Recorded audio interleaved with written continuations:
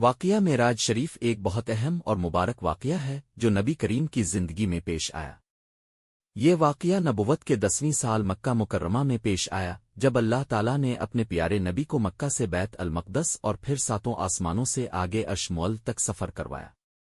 سفر کا آغاز نبی کریم کو رات کے وقت جبرائیل علیہ السلام ایک خاص سواری براق پر لے کر آئے۔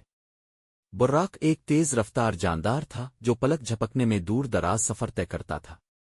آپ کو مسجد حرام سے مسجد اقصی بیت المقدس لے جایا گیا جہاں تمام انبیاء کرام نے آپ کی امامت میں نماز ادا کی۔ آسمانوں کا سفر مسجد اقصی سے نبی کو آسمانوں کی سیر کروائی گئی۔ ہر آسمان پر مختلف انبیاء سے ملاقات ہوئی۔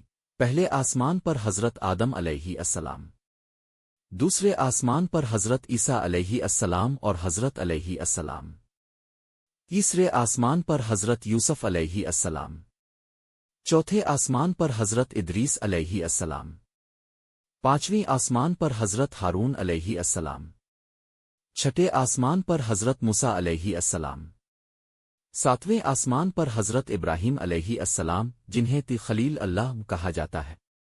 عرش مول کی زیارت ساتویں آسمان سے آگے نبی کریم کو صدر المنتاؤ لے جایا گیا جہاں اپنے اللہ تعالیٰ کی قربت حاصل کی اور وہ مقامات دیکھے جو عام انسان کے فہم سے بالاتر ہے۔ تحفہ نماز اس سفر کے دوران نبی کریم کو امت کے لیے 5 وقت کی نماز کا تحفہ دیا گیا جو ابتدا میں 50 تھی، لیکن حضرت موسیٰ علیہ السلام کے مشورے پر نبی نے اللہ تعالیٰ سے تخفیف کی درخواست کی اور یہ 5 وقت مقرر کی گئیں۔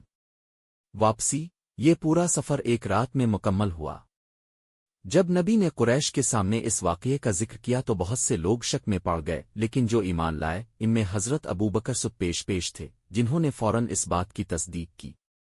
واقع معراج ایمان و یقین کی ایک عظیم مثال ہے جو اللہ تعالیٰ کی قدرت اور نبی کریم کے اعلیٰ مقام کو ظاہر کرتا ہے۔